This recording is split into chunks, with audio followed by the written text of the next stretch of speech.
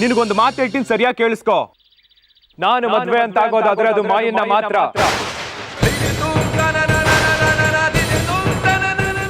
ಅವಳನ್ನೇ ಮದ್ವೆ ಆಗ್ತೀನಿ ಅಂತ ಮಾಯನಿಗೆ ಮಾತು ಕೊಟ್ಟಿದ್ದೀನಿ. ಅವಳು ಮದ್ವೆ ಆಗೋವರೆಗೂ ನಾನ್ ಮದ್ವೆ ಆಗಲ್ಲ. ಪಕ್ಕದೂರಲ್ಲಿ ಒಂದು ಒಳ್ಳೆ ಹುಡುಗನ್ ನೋಡಿದ್ದೀನಿ. ಈಗಾಗಲೇ ಅವ್ರ ಜೊತೆ ಮಾತಾಡಿ ನಾಳೆ ಹೆಣ್ಣೋಡೋ ಶಾಸ್ತ್ರಕ್ಕೆ ಬರಕ್ಕೆ ಹೇಳಿದ್ದೀನಿ. ಬೆಳ್ಳಿ ನಿನ್ಗೆ ಒಳ್ಳೇದಾಗ್ಲಿ, ನಿನ್ ಬದುಕಲ್ಲಿ ಒಂದು ಬದಲಾವಣೆ ಬರಲಿ ಅಂತ ನಾನು ನಿರ್ಧಾರಕ್ಕೆ ಬಂದಿದ್ದೀನಿ. ನೀವೊಂದು ನಿರ್ಧಾರ ಮಾಡುವಾಗ ನಿಮ್ಮ ಸುತ್ತಮುತ್ತ ಇರೋರು ಎಲ್ರಿಗೂ ಒಳ್ಳೇದಾಗ್ಲಿ ಅಂತಾನೆ ಯೋಚನೆ ಮಾಡಿರ್ತೀರ. ಅದು ಅಲ್ಲದೆ ನಾನು ಯಾವತ್ತೂ ಯಾವುದೇ ವಿಚಾರಕ್ಕೂ ನಿಮಗಿಲ್ಲ ಅಂತ ಹೇಳೇ ಇಲ್ಲ ಮಾವ. ಹಾಗಾದ್ರೆ ನಾನು ತಗೊಳ್ಳೋ ನಿರ್ಧಾರಕ್ಕೆ ನಿನಗೆ ಒಪ್ಪಿಗೆ ಇದೆಯಾ? ನೀವೇನು ನಿರ್ಧಾರ ತಗೊಳ್ತೀರೋ ಅದಕ್ಕೆ ನನ್ನ ಒಪ್ಪಿಗೆ ಇದೆ ಮಾವ. ನನ್ನ ಮಾತು ಮೇಲೆ ನಂಬಿಕೆ ಇಟ್ಟು ಒಪ್ಪಿಗೆ ಕೊಟ್ಟಿದ್ಯಾ, ಆದರೆ ಅದೇನು ನಿರ್ಧಾರ ಅಂತ ಕೇಳಲ್ವಾ? ಹೇಳಿ ಮಾವ, ಏನು ನಿರ್ಧಾರಕ್ಕೆ ಬಂದಿದ್ದೀರಾ?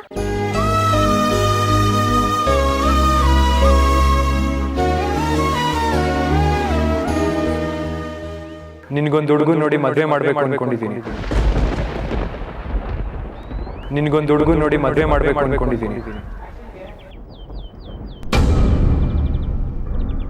ನಿನಗೊಂದು ಹುಡುಗ ನೋಡಿ ಮದುವೆ ಮಾಡಬೇಕು ಅನ್ಕೊಂಡಿದ್ದೀನಿ.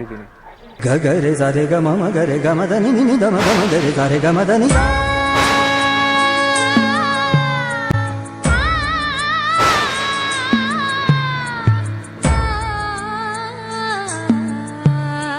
ಸಾರೆ ಗರೆ ಗರೆ ಗ ಸಾರೆ ಗಮದನಿ ಸಾ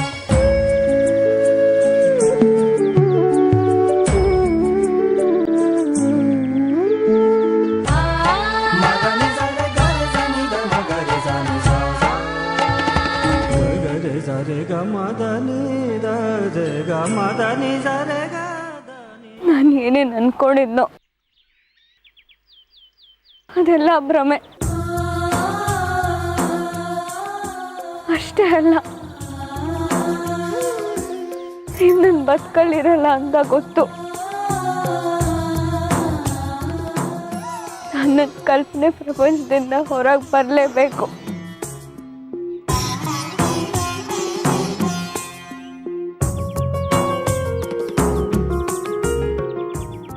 ನಿಮ್ಮ ನಿರ್ಧಾರದ ಹಾಗೆ ನಾನು ಮದುವೆಗೆ ಒಪ್ಕೋತೀನಿ ಮಾವ. ನಾನು ಮದುವೆಗೆ ಒಪ್ಕೋತೀನಿ ಮಾವ.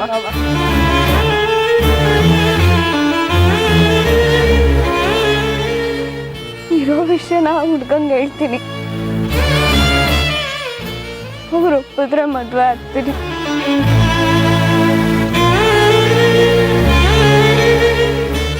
ಬೆಳ್ಳಿ, ನಿಜವಾಗ್ಲೂ ಮದ್ವೆಗೆ ಒಪ್ಕೋತಿದ್ಯಾ? ನನಗಂತೂ ನಂಬಕ್ಕೆ ಆಗ್ತಾ ಇಲ್ಲ. ಕಷ್ಟಕ್ಕೆ ಕಷ್ಟನೇ ಪರಿಹಾರ ಅಲ್ಲ ಮಾವ. ಎಲ್ಲದಕ್ಕೂ ಆ ದೇವ್ರು ಒಂದು ಪರಿಹಾರ ಇಟ್ಟಿರ್ತಾನೆ. ಯಾರಿಗೊತ್ತು ಆ ಪರಿಹಾರ ಇದೇ ಆಗಿರ್ಬೋದಲ್ವಾ? ಒಂದೊಂದ್ಸರಿ ನೀನ್ ಮಾತಾಡ್ತಾ ಆದ್ರೂ ಅದ್ರಲ್ಲಿ ಅಡಗಿರೋ ಭಾವನೆಗಳೇ ಅರ್ಥ ಆಗಲ್ಲ. ಒಟ್ನಲ್ಲಿ ನೀನು ಓಕೆ ಅಂದಿದ್ದೆ ನನಗೆ ತುಂಬ ಸಂತೋಷ ಆಯಿತು. ನಾಳೆ ಹುಡುಗನ ಕಡೆಯವರು ಮನೆಗೆ ಬರ್ತಾರೆ, ನೀನು ಅಮ್ಮನ ಜೊತೆ ಬಂದ್ಬಿಡು, ಸರಿನಾ? ಸರಿ ಮಾವ.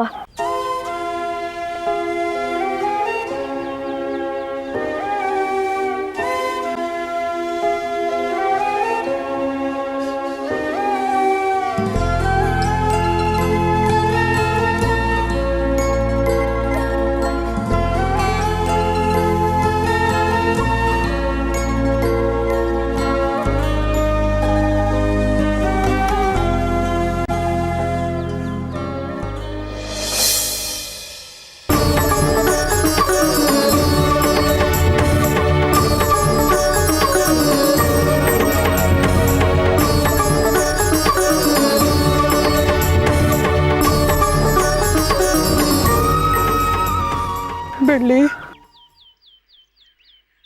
ಸುಳ್ಳು ಹೇಳ್ತಿದೀಯೇನೆ? ನಂಗೆ ಗೊತ್ತು ನೀನು ಸುಳ್ಳು ಹೇಳಲ್ಲ ಅಂತ. ಆದರೂ ನನಗಿದನ್ನು ಅರ್ಗಿಸ್ಕೊಳಕ್ಕೆ ಆಗ್ತಿಲ್ಲಮ್ಮ.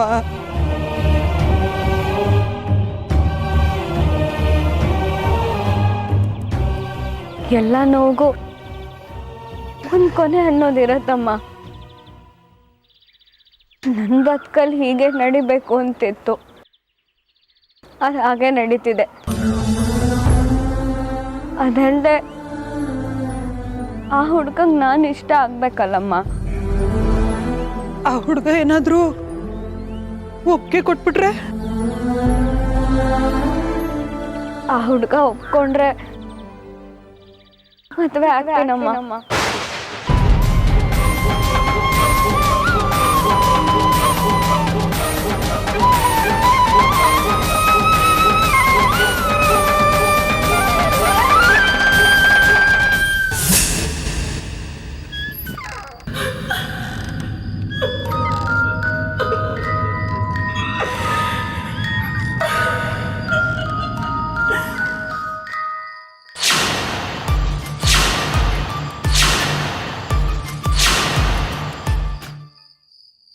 ಚಿಕ್ಕಮ್ಮ,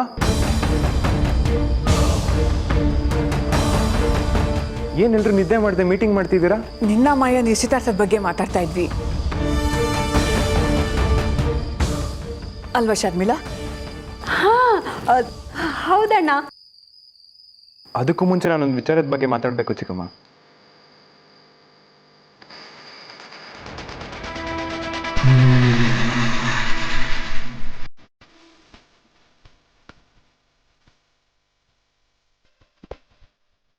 ಬೆಳ್ಳಿ ವಿಚಾರ.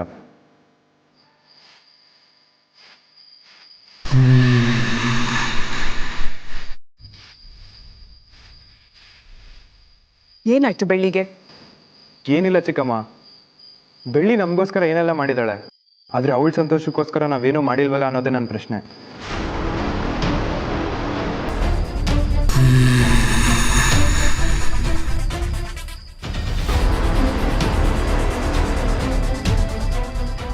ಅದಕ್ಕೆ ಈ ಯಕ್ಷ ಪ್ರಶ್ನೆಗೊಂದು ಸರಿಯಾದ ಉತ್ತರ ಹುಡ್ಕೊಂಡು ಬಂದಿದ್ದೀನಿ. ತಿಳಿದೋ ತಿಳಿದೇನೋ ಬೆಳ್ಳಿ ಸ್ಥಿತಿಗೆ ನಾನೇ ಕಾರಣ ಆಗ್ಬಿಟ್ಟೆ.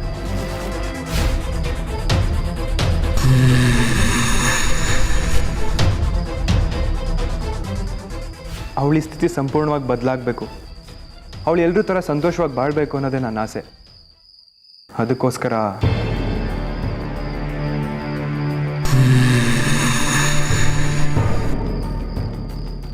ಅದಕ್ಕೋಸ್ಕರ ಚಿಕ್ಕಮ್ಮ, ನಾನೊಂದು ನಿರ್ಧಾರಕ್ಕೆ ಬಂದಿದ್ದೀನಿ. ಏನು? ಬೆಳ್ಳಿನ ನಾನೇ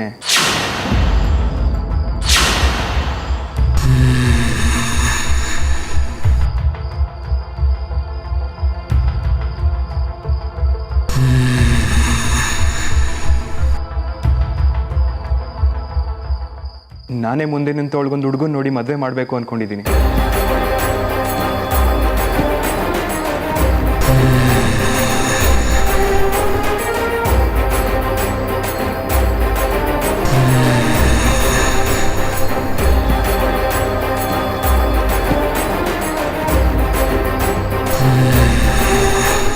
ಅವಳು ಮದುವೆ ಆದಮೇಲಷ್ಟೇ ನಮ್ಮ ನಿಶ್ಚಿತಾರ್ಥ. ಅವಳು ಮದುವೆ ನಡೀಲಿ ಅಂತ ತೀರ್ಮಾನ ಮಾಡಿದ್ದೀನಿ ಚಿಕ್ಕಮ್ಮ. ತುಂಬಾ ಒಳ್ಳೆ ವಿಚಾರ ಮುತ್ತು, ನೀ ಹೇಳ್ದಾಗೆ ಮಾಡಿದ್ರಾಯ್ತು.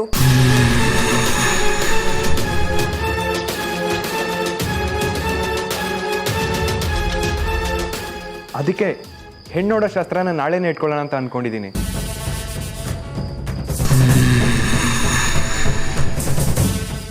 ಈ ಶಾಸ್ತ್ರಕ್ಕೆ ಬೆಳ್ಳಿ ಕೂಡ ಒಪ್ಕೊಂಡಿದ್ದಾಳೆ ಚಿಕ್ಕಮ್ಮ. ನಿಜವಾಗ್ಲೂ ಒಪ್ಪಿಗೆ ಕೊಟ್ಲ ಮಾವ? ಹೌದು, ನಂಗೂ ಯಾಕೋ ನಂಬಕ್ಕೆ ಆಗ್ತಿಲ್ಲ ಅಣ್ಣ. ಮೊದಲು ನನಗೂ ನಂಬಕ್ಕಾಗ್ಲಿಲ್ಲ, ಆಮೇಲೆ ಅವಳ ಬಾಯಿಂದ ಕೇಳಿದ್ಮೇಲೆ ನಂಬಿಕೆ ಬಂತು. ಅಣ್ಣ, ಹುಡುಗಂದು ಯಾವ ಊರಣ್ಣ? ಇಲ್ಲೇ ಪಕ್ಕದೂರ್ನವನು. ನಾನು ಆಗ್ಲೇ ಹುಡುಗನ ಬಗ್ಗೆ ವಿಚಾರಿಸಿದ್ದೀನಿ. ಹುಡುಗನ ಹೆಸರು ಮೋಹನ್ ಅಂತ.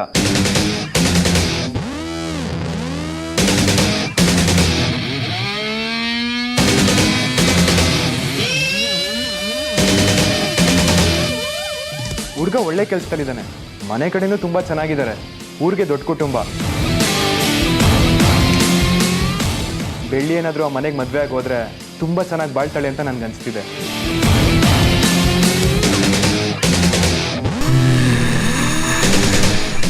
ಅವ್ರ ಅಜ್ಜಿ ಅಮ್ಮ ಒಪ್ಕೋಬೇಕಲ್ಲ ಮುತ್ತು. ಅವ್ರ ಹತ್ರ ನಾನು ಆಗಲೇ ಮಾತಾಡಿದ್ದೀನಿ ಚಿಕ್ಕಮ್ಮ. ನಾಳೆ ಬೆಳಗಿನ ಬೆಳ್ಳಿನ ಮನೆ ಕರ್ಕೊಂಬನ್ನಿ ಅಂತ ಹೇಳಿದ್ದೀನಿ. ಎಲ್ಲ ಮುಗಿದ್ರೆ ನಾಳೆ ನೀನು ನಿಶ್ಚಿತಾರ್ಥ ಮುಗಿಸ್ಬಿಡ್ಬೋದು. ಇದ್ರ ಬಗ್ಗೆ ನಿಮ್ಮ ಅಭಿಪ್ರಾಯ ಕೇಳಬೇಕಿತ್ತು ಚಿಕ್ಕಮ್ಮ. ಈ ಮನೇಲಿ ನಿನ್ನ ನಿರ್ಧಾರದ ಬಗ್ಗೆ ನಾವು ಯಾರಾದರೂ ಎದುರು ಮಾತಾಡಿದೀವಾ? ನೀನು ಒಂದು ಕೆಲಸ ಮಾಡಬೇಕು ಅಂದರೆ ಅದನ್ನು 100 ಸಲ ಯೋಚನೆ ಮಾಡಿರ್ತೀಯ ಮುತ್ತು.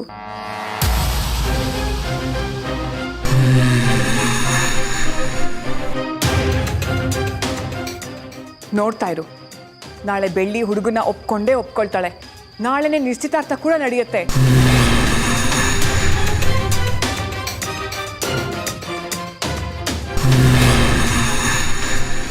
ಎಲ್ಲಿ ಯಾವುದು ನಾನು ಅನ್ಕೊಂಡಾಗ ನಡೆಯೋದಿಲ್ವೇನೋ ಅಂತ ಅನ್ಸಿತ್ತು. ಆದರೆ ನಿಮ್ಮ ಮಾತು ಕೇಳಿದ್ಮೇಲೆ ಸ್ವಲ್ಪ ಸಮಾಧಾನ ಆಯಿತು ಚಿಕ್ಕಮ್ಮ. ಬೆಳ್ಳಿ ನಿಶ್ಚಿತಾರ್ಥದ ಖರ್ಚು, ಮದುವೆ ಖರ್ಚು ಎಲ್ಲ ನಾನೇ ವಹಿಸ್ಕೋತೀನಿ ಮುತ್ತು.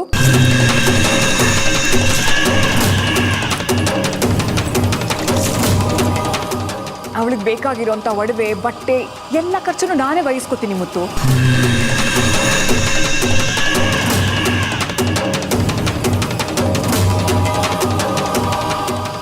ಅಷ್ಟೇ ಅಲ್ಲ, ಇಡೀ ಊರೇ ಬೆಳ್ಳಿ ಮದುವೆ ಬಗ್ಗೆ ಮಾತಾಡಬೇಕು. ಹಾಗೆ ಮಾಡಿ ಮುಗಿಸೋಣ. ಏನಂತೀಯ ಮುತ್ತು?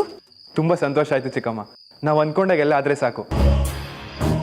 ಹುಡುಗನಿಗೆ ನಾನು ಫೋನ್ ಮಾಡಿ ನಾಳೆ ಸಿದ್ಧತೆ ಬಗ್ಗೆ ಎಲ್ಲ ತಿಳಿಸ್ತೀನಿ.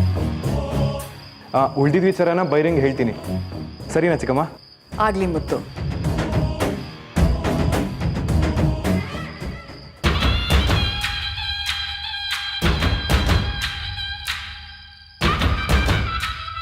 ಅಮ್ಮ, ನೀನ್ ಜನರ ತಲೆ ಕೆಟ್ಟಿದ್ಯಾ?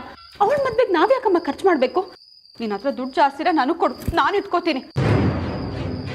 ಅದಕ್ಕೆ ಹೇಳೋದು, ನಿನಗೇನು ಗೊತ್ತಾಗಲ್ಲ ದಡ್ಡಿ ಅಂತ.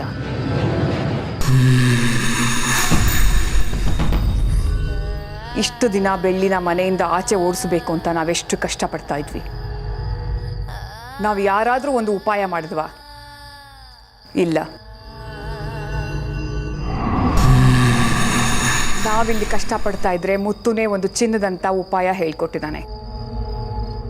ನಾವದನ್ನು ಸರಿಯಾಗಿ ಉಪಯೋಗಿಸ್ಕೋಬೇಕಾಗಿರೋದು ನಮ್ಮ ಕರ್ತವ್ಯ ಅಲ್ವಾ ಮಾಯಾ?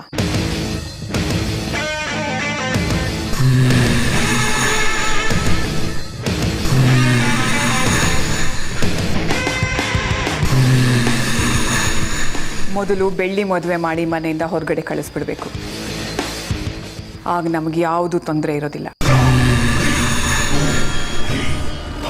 ಆಮೇಲೆ ಮುತ್ತು ಮಾಯಾ ಮದುವೆನ ಯಾವುದೇ ಅಡ್ಡಿ ಆತಂಕ ಇಲ್ಲದೆ ನಾವು ಮಾಡ್ಬೋದು.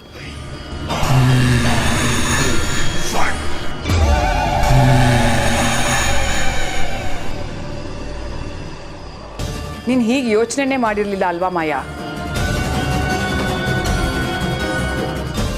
ನಿಮ್ಮ ತಲೆ ಸೂಪರ್ ಬಿಡಿಯತ್ತೆ. ಪಾಪ, ನನಗಂತೂ ಅವ್ರ ಅಜ್ಜಿ ಅವ್ರ ಅಮ್ಮಂದೇ ಯೋಚನೆ. ಅಮ್ಮ, ನೀನ್ ಯಾಕೆ ಅವ್ರ ಬಗ್ಗೆ ಯೋಚನೆ ಮಾಡ್ಬೇಕು? ಸುಮ್ಮನೆ ಇರು ನೀನು. ಅವತ್ತು ಬೆಳ್ಳಿ ಕೆಂಡ ಹಾಯೋವಾಗ ಅವ್ರ ಅಮ್ಮ ಮುತ್ತು ಮದುವೆ ಬೆಳ್ಳಿ ಜೊತೆನೇ ಮಾಡೋದು ಅಂತ ಹಾರಾಡ್ತಾ ಇದ್ಲು. ಈಗ ಯಾವಂದೋ ಜೊತೆ ಮದುವೆ ಮಾಡ್ತಾ ಇದ್ದಾಳೆ. ಸುಮ್ಮನೆ ಬಡಾಯಿ ಕೊಚ್ಕೊಂಡ್ರೆ ಆಗೋದಿಲ್ಲ ಅತ್ತೆ. ಮಾತಿನಂತೆ ನಡ್ಕೋಬೇಕು ಅಂತ ಅವರಿಗೆ ಈಗ ಗೊತ್ತಾಗಿರುತ್ತೆ. ಹಾ, ಏನ್ ಇಬ್ರು ಸೇರ್ಕೊಂಡು ನಾವ್ ಹಾಗ್ ಮಾಡ್ಬಿಡ್ತೀವಿ, ಹೀಗ್ ಮಾಡ್ಬಿಡ್ತೀವಿ ಅಂತ ಅಂದಿದ್ದು. ನಮ್ಮೆಲ್ರಿಗೂ ಉಪದೇಶ ಮಾಡಿದ್ದು. ಈಗೇನಾಯ್ತು? ಎಲ್ಲ ಟುಸ್ ಪಟಾಕಿ. ಇನ್ನೊಂದು ವಿಷಯ, ನಾಳೆ ಯಾವುದೇ ಅಚಾತುರ್ಯ ನಡೀದೆ ಎಲ್ಲವೂ ಸುಸೂತ್ರವಾಗಿ ನಡಿಬೇಕು. ನಾವು ನಮ್ಮ ಕೋಪನೆಲ್ಲ ಬಿಟ್ಟು ಬೆಳ್ಳಿ, ಅವರ ಅಜ್ಜಿ, ಅವರ ಅಮ್ಮನ ನಮ್ಮನೆಯವ್ರ ಹಾಗೆ ತುಂಬ ಸಂತೋಷವಾಗಿ ನಡೆಸ್ಕೋಬೇಕು. ಅಮ್ಮ, ನೀನು ಯೋಚನೆ ಮಾಡಬೇಡ. ನಾಳೆ ಮನೆಯಲ್ಲಿ ಸಂಭ್ರಮ ಹೇಗಿರುತ್ತಂತ ನೋಡ್ತಾ ಇರೋ.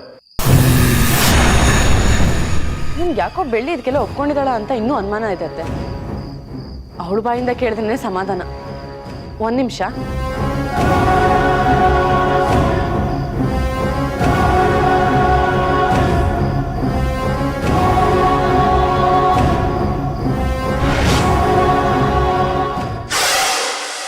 ಬೆಳ್ಳಿ, ಊಟ ಆಯ್ತಾ? ಆಯಿತು ಮಾಯಕ್ಕ.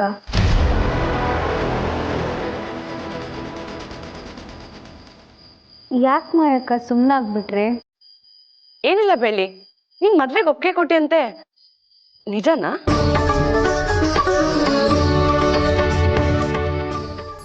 ಹೌದಕ್ಕ. ಮತ್ತು ಮಾವ ವಿಷಯ ಹೀಗಿದೆ, ಒಪ್ಕೋಬೇಕು ಅಂದರು. ಅವ್ರ ಮಾತನ್ನ ಗೌರವಿಸೋದು ನನ್ನ ಕರ್ತವ್ಯ ಅಲ್ವಾ, ಅದಕ್ಕೆ ಒಪ್ಕೊಂಡೆ. ಇಷ್ಟು ದಿನ ಬಿಟ್ಟು ಬಿಡದೆ ಮುತ್ತು ಮಾವನೇ ನನ್ನ ಜೀವ, ನನ್ನ ಪ್ರಾಣ ಅಂತ ಹೇಳ್ತಿದ್ದಾಳು. ಈ ರೀತಿ ಡಿಸಿಷನ್ ತಗೊಳಕ್ಕೆ ಏನ್ ಕಾರಣ? ಅಲ್ಲಲ್ಲ, ನಾನು ಯಾಕೆ ಹೇಳ್ತಿದ್ದೀನಿ ಅಂದ್ರೆ ಈ ರೀತಿ ನಿರ್ಧಾರ ತಗೊಳಕ್ಕೆ ಮನಸ್ಸು ಬೇಕಲ್ವಾ ಬೆಳ್ಳಿ? ಸುಮ್ಮನೆ ಯಾರೋ ಹೇಳಿದ್ರು ಅಂತ ಕೇಳಕ್ಕಾಗಲ್ಲ ಅಲ್ವಾ? ಅದು ಯಾರೋ ಅಲ್ಲ ಅಕ್ಕ, ನನ್ನ ಮುತ್ತು ಮಾವ. ಮುತ್ತು ಮಾವ ಏನೇ ಮಾಡಿದ್ರು ನನ್ನ ಒಳ್ಳೇದಕ್ಕೆ ಮಾಡ್ತಾರೆ. ಇಷ್ಟು ದಿನ ಅವರೇ ಸರ್ವಸ್ವ ಅನ್ಕೊಂಡಿದ್ದೆ ನಿಜ. ಆದರೆ ಅವ್ರು ಯಾವಾಗ ನಿಮ್ಮನ್ನ ಮದುವೆ ಆಗ್ತೀನಿ ಅಂತ ಹೇಳಿದ್ರು ಆಗಲೇ ನನ್ನ ಮನಸ್ಸನ್ನು ಬದಲಾಯಿಸ್ಕೊಂಡ್ಬಿಟ್ಟೆ. ಜಾಸ್ತಿ ನಿರೀಕ್ಷೆ ಇಟ್ಕೊಂಡಾಗ ಅದು ನಡೀಲಿಲ್ಲ ಅಂದರೆ ಮನ್ಸಿಗೆ ತುಂಬ ನೋವಾಗತ್ತಕ್ಕ.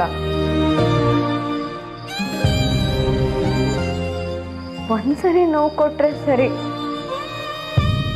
ಅದೇ ಪದೇ ಪದೇ ನೋವು ಕೊಡ್ತಾನೆ ಇದ್ರೆ ಮನ್ಸು ಕಲ್ಲಾಗಿ ಹೋಗುತ್ತಕ್ಕ. ನೀನು ಹೇಳ್ತಿರೋದು ಸರಿಯಾಗಿದೆ ಬೆಳ್ಳಿ. ಇಷ್ಟು ದಿನ ಆದ್ಮೇಲೆ ಒಂದು ಒಳ್ಳೆ ಡಿಸಿಷನ್ ತಗೊಂಡಿದ್ಯಾ. ನಿನ್ ನಿರ್ಧಾರದಿಂದ ಮನೇಲಿ ಎಲ್ರು ಎಷ್ಟು ಖುಷಿಯಾಗಿದ್ದಾರೆ ಗೊತ್ತಾ? ಮಾವನ್ ಖುಷಿ ಅಂತೂ ನೋಡೋಕೆ ಆಗ್ತಿಲ್ಲ. ಹೀ ಸೋ ಹ್ಯಾಪಿ. ಇಷ್ಟು ದಿನ ಮಾವ ಕಷ್ಟದಲ್ಲಿರೋದು ನನ್ಗಂತೂ ನೋಡೋಕೆ ಆಗ್ತಿರ್ಲಿಲ್ಲ. ಇನ್ಮೇಲೆ ಅವರು ಖುಷಿಯಾಗಿರ್ತಾರೆ. ನಿನ್ನ ಉಪಕಾರನ ನಾನು ಯಾವತ್ತೂ ಮರೆಯೋದಿಲ್ಲ Belli. Thank you so much. Thank you so so so much. Thanks ಎಲ್ಲ ಯಾಕೆ ಬಿಡಕ್ಕ, ಮಾವನ್ ಖುಷಿಗೋಸ್ಕರ ನಾನು ಏನು ಬೇಕಾದರೂ ಮಾಡ್ತೀನಿ. ಸರಿ ಬೆಳಿ, ನಾಳೆ ಬೆಳಗ್ಗೆ ಮನೆಗೆ ಬೇಗ ಬಂದ್ಬಿಡು. ನಿನ್ನ ಅಲಂಕಾರನೆಲ್ಲ ನಾನೇ ಮಾಡ್ತೀನಿ. ಒಡವೆ ಎಲ್ಲ ನಾನೇ ನೋಡ್ಕೋತೀನಿ ಬೆಳ್ಳಿ. ಸರಿ ಅಕ್ಕ. ಸರಿ ಬೆಳ್ಳಿ, ಬಾಯ್.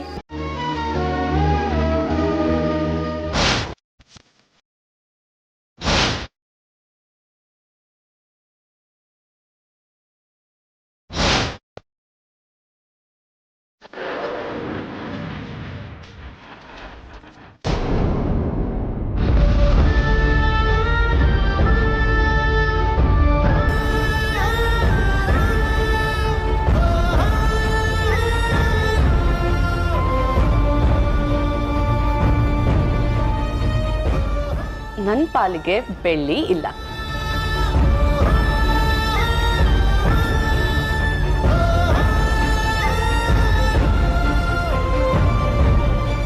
ನಾಳೆಯಿಂದ ನಮ್ಮ ಪಾಲಿಗೆ ನೋ ಮೋರ್ ಬೆಳ್ಳಿ.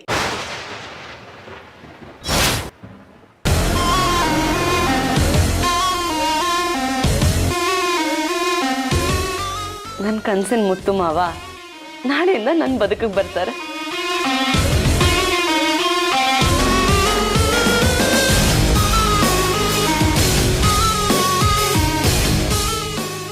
ಏನಂತೆ ಮಹಾರಾಣಿದು? ಅವಳು ಮನಸ್ಫೂರ್ತಿಯಾಗಿ ಮದುವೆಗೆ ಒಪ್ಪಿಗೆ ಕೊಟ್ಟಿದ್ದಾಳ, ಇಲ್ಲ ಅದರಲ್ಲೂ ಏನಾದರೂ ಮಸ್ಲತ್ ಮಾಡಿದ್ದಾಳ? ನಾನು ಅವಳ ಹತ್ರ ಮಾತಾಡಿದಾಗ ಮನಸ್ಫೂರ್ತಿಯಾಗಿ ಒಪ್ಪಿಗೆ ಕೊಟ್ಟಿರೋ ಥರನೇ ಹೇಳಿದ್ಲು. ಆದರೆ ಗಾಳಿ ಯಾವಾಗ ಯಾವ ಕಡೆ ಬೇಕಾದರೂ ಬೀಸುತ್ತೋ ಅದೇ ಥರ ಇವಳ ಮನಸ್ಸು ಯಾವ ಕಡೆ ಬೇಕಾದರೂ ವಾಲುತ್ತೆ. ಏನಾದರೂ ಒಂದು ಪ್ಲ್ಯಾನ್ ಮಾಡಿರ್ತಾಳೆ, ಅದಕ್ಕೆ ರಿವರ್ಸ್ ಆಗಿ ನಾವೊಂದು ಮಾಸ್ಟರ್ ಪ್ಲ್ಯಾನ್ ಮಾಡಲೇಬೇಕು. ನೋಡೋಕೆ ತುಂಬ ಇನ್ನೋಸೆಂಟಾಗಿ ನಟಿಸ್ತಾಳೆ, ಅದೇ ಅವಳು ಬಂಡವಾಳ ಅಲ್ವಾ? ಆ ಬಂಡವಾಳಕ್ಕೆ ನಾಳೆ ಬ್ರೇಕ್ ಹಾಕಬೇಕು ಅತ್ತೆ. ಬೆಳ್ಳಿ ಮದುವೆ ಸುಸೂತ್ರವಾಗಿ ನಡೆದ್ರೆ ನಮ್ಗೆ ಅನುಕೂಲ. ಆಗ್ಲೇ ನಿನ್ನ ಮದುವೆ ಯಾವುದೇ ಅಡ್ಡಿ ಆತಂಕ ಇಲ್ಲದೆ ನಡೆಯೋದು. ನಾವು ಇಷ್ಟು ದಿನ ಏನೂ ಆಗಲ್ಲ ಅಂತ ಅನ್ಕೊಂಡಿದ್ವಿ, ಆದರೆ ಎಲ್ಲ ಇಷ್ಟು ಬೇಗ ಆಗತ್ತೆ ಅಂತ ನಾನು ಅನ್ಕೊಂಡಿರಲಿಲ್ಲ ಅತ್ತೆ. ನಾಳೆ ಯಾವುದೇ ಕಾರಣಕ್ಕೂ ಯಾವ ತಪ್ಪು ನಡಿಬಾರ್ದು. ಎಲ್ಲ ಕರೆಕ್ಟಾಗಿ ಪ್ಲಾನ್ ಮಾಡ್ಕೊಂಡಿರ್ಬೇಕು.